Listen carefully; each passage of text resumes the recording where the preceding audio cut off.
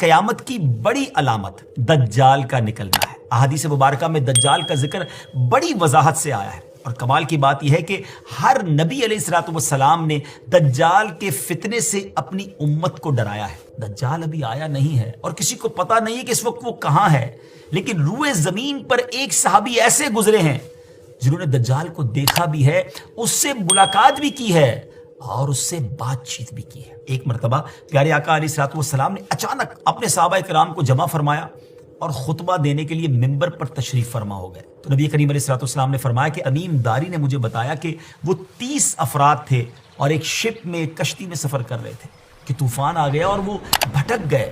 تقریباً مہینہ بھر وہ سمندر میں گھومتے رہے اور ایک دن سورج غروب ہونے کے وقت ایک نامعلوم آئلینڈ پر پہنچے۔ انہیں وہاں سیاہ رنگ کی مخلوق نظر آئی جس کے جسم پر بال بہت زیادہ تھے۔ انہوں نے اس سے پوچھا کہ تم کون ہو؟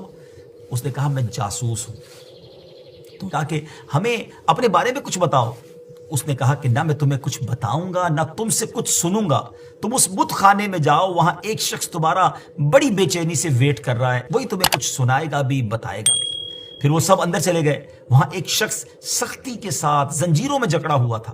اس نے پوچھا کہ تم لوگ کون ہو اور کہاں سے آئے ہو؟ جواب دیا کہ شام سے آئے ہیں۔ اس نے پوچھا کہ عرب کا کیا حال ہے؟ اور ایک شخص وہاں پیدا ہونا تھا، اس کا کیا حال ہے؟ یعنی نبی پاک علیہ الصلوۃ والسلام کے بارے میں پوچھا۔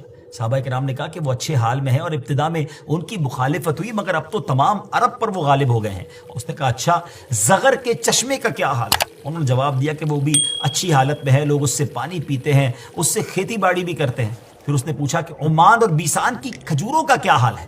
انہوں نے کہا کہ اس میں ہر سال پھل آتے ہیں۔ یہ سن کر اس شخص نے 3 چیخیں ماری اور بولا کہ میں دجال ہوں۔ کہتا ہے ان قریب میں آزاد ہو جاؤں گا اور زمین کا چپا چپا گھوموں گا اور اس کا کوئی حصہ نہیں چھوڑوں گا سوائے طیبہ کے، کیونکہ مجھ میں وہاں جانے کی طاقت، وہاں جانے کی پاور نہ ہوگی۔ نبی پاک علیہ الصلوۃ والسلام نے فرمایا کہ مجھے بہت خوشی ہوئی کیونکہ طیبہ یہی شہر ہے۔ بعض روایت کی روشنی میں یہ بات بھی کہی جاتی ہے کہ دجال کو حضرت سلیمان علیہ الصلوۃ والسلام نے قید کیا تھا، اور حدیث پاک کے مطابق یہ مشرق یعنی ایسٹ کی سائیڈ موجود ہے۔ دجال کا فتنہ تاریخ انسانی کی ابتدا سے لے کر انتہا تک تمام فتنوں سے بڑا اور خطرناک فتنہ ہے۔ مختلف احادیث میں دجال کا جو حلیہ بتایا گیا ہے وہ یہ ہے کہ دجال ایک جوان مرد ہوگا، لمبا قد ہوگا، جسم بہت موٹا ہوگا، ایک آنکھ سے کانا ہوگا اور ایک کانی آنکھ ایسی ہوگی جیسے پھولا ہوا انگور، اور جبکہ اس کی ایک آنکھ خون آلود ہوگی۔ اس کا سینہ چوڑا ہوگا اور ذرا سا اندر کی طرف دھسا ہوا ہوگا۔ دجال کی پیشانی چوڑی ہوگی اور دونوں آنکھوں کے درمیان کاف فا را یعنی کافر لکھا ہوگا۔ دجال کے نکلنے سے پہلے دنیا بہت بری حالت میں ہوگی۔ اس کے نکلنے سے 3 سال پہلے سے اس دنیا میں خشک سالی پھیل جائے گی، خشک سالی کا گویا سال پھیل جائے گا۔ علمی اور روحانی قحط بھی برپا ہوگا، دین کے معاملے میں لوگوں میں کمزوری پیدا ہو چکی ہوگی، علماء اور دیندار لوگوں کی قلت ہوگی۔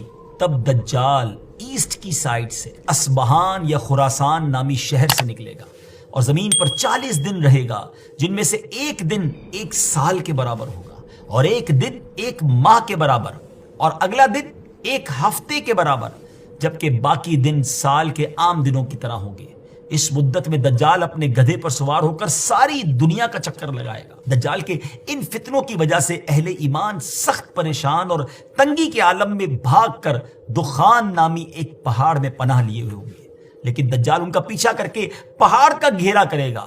تب اللہ پاک حضرت سیدنا عیسیٰ علیہ نبینا علیہ الصلوۃ والسلام کو نازل فرمائے گا۔ جب حضرت عیسیٰ علیہ الصلوۃ والسلام اس دنیا میں آ جائیں گے تو ان کو دیکھتے ہی دجال ایسے گھلے گا، میلٹ ہوگا، جیسے پانی میں نمک گھلتا ہے، میلٹ ہوتا ہے۔